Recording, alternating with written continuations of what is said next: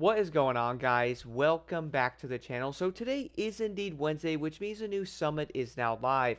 For this week, we have the American Custom Showreel Summit, which is also bringing us the Chevrolet Impala American Custom Edition, which I do have to admit, looks pretty dang awesome. What's also kind of insane though, this is the last summit until the next main stage, which is obviously going to be the first week of August. Now for this summit though, it is going to be primarily based on 3 Street Tier 2 events, and then 3 Street Tier 1 events. Then we also have 2 slaloms, and then finally a speed trap. So I would say right off the bat, guys, I did actually enjoy this summit, even though I do feel like a lot of players might not like this one, with it having 3 Street Tier 1 events, but then again, at least there is going to be a nice mix of events, and it's not going to be the exact like 6 events having only Street Tier 2, which I would also say many summits are kind of doing that. But when it does come to the skills though, the first slalom here is going to be fairly simple. All you guys will have to do is pick any vehicle option of your choice. This can legit be any class as long as you have a score breaker set. Basically follow the objective as soon as you start. You will easily get around 129,000 points. I actually used a rallycross vehicle, which is not the fastest option, and I still basically got maxed out points. After that though, we're going to have a slalom. Now this one is going to be in the water. So for this one though, all you will then basically have to do is pick any power boat of your choice and basically have a score breaker set, and you will easily get around 129,000 points. I have to admit, guys, the slaloms recently in basically every summit have honestly been way too easy. After that though, we actually have a speed trap, but guess what? This is not with a drag car, no, this is with a plane. Now I have to admit something though, this skill actually made me a tad frustrated. The reason for that is we do obviously not get to use the planes that often or the boats, and doing this made me realize something, and that will easily come down to the fact that I really do feel like they do not care about anything but the main street tier and also the hypercar vehicles, because I really don't feel like power boats, planes, motorcycles or any of that really get any loving whatsoever. Do let me know what you guys think about that in the comments below. Funny thing is, I actually have a video coming up talking about where the new bikes are, because we legit don't have any of them. Now when it does come to the speed trap though, the Politis is only going to be the option you can run, because for some odd reason this plane is faster than most of the other planes, and honestly, why is that?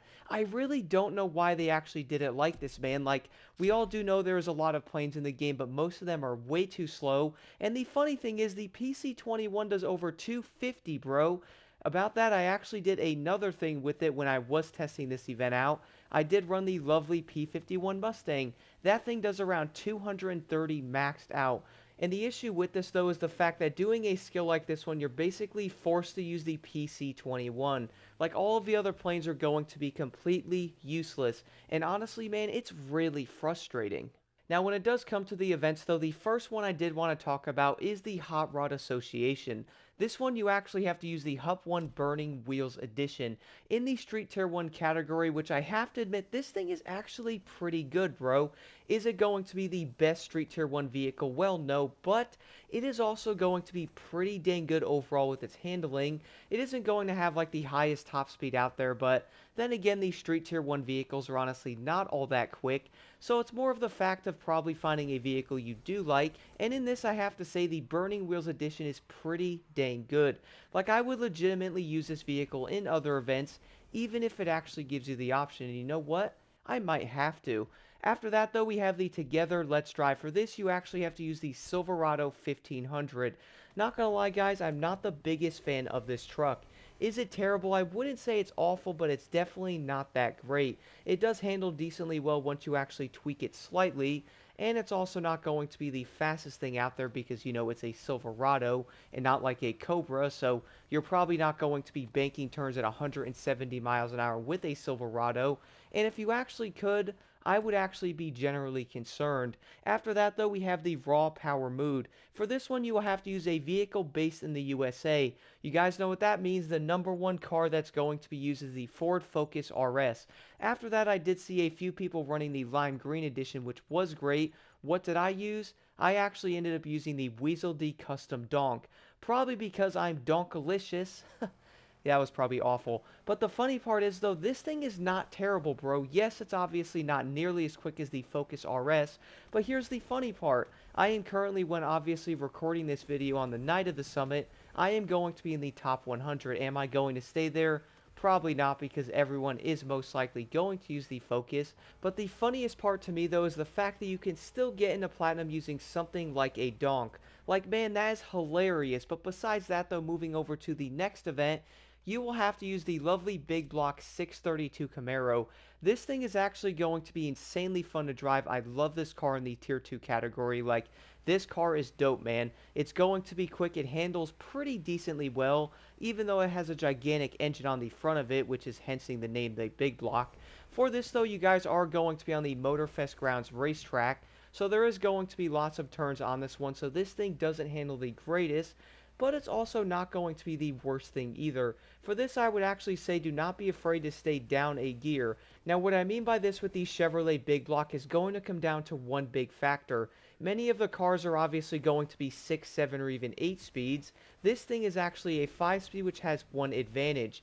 Even though, guys, I have to admit using this thing in manual isn't the funnest thing ever, the cool thing about this car, though, is if you guys, let's say you approach that corner in 3rd gear, you can actually stay in that gear when coming out of the corner nitrous, because of instead of that thing redlining it like 130 miles an hour, it might redline at like 150, so you can keep pushing it, and every single gear is going to do the exact same thing. And the cool part about this, though, is I did find myself in this event being in 4th gear around certain big areas instead of shifting into 5th, because you can constantly over rev that car instead of being locked at that RPM.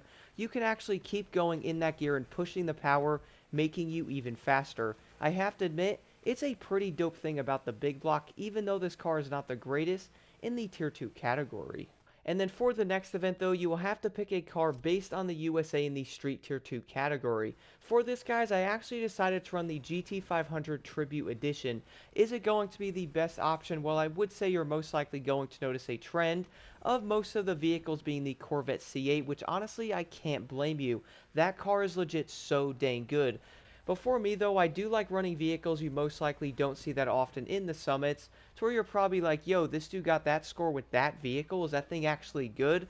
Turns out I have to say the GT500 Tribute Edition is actually pretty dang good.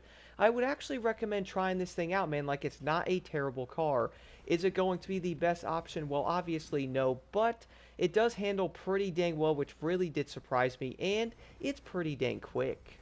And then for the last event in the summit, though, you actually get to use the new Impala American Custom. I have to say right now, for being a Street Tier 2 vehicle being upgraded from the Tier 1 class, this thing is actually pretty dang good. Now, this is going to be one of the EV events, so you will have to get your nitrous from the race itself, like driving in between like the pink roads or whatever to get your nitrous up, and then you will be able to come out of the corners faster and also keep your speed up on the straightaways. This is probably going to be key here, and obviously being faster in this event, which I can admit I can definitely be quicker in this one, but I really don't see a point of going back into it and trying to improve my score just a bit.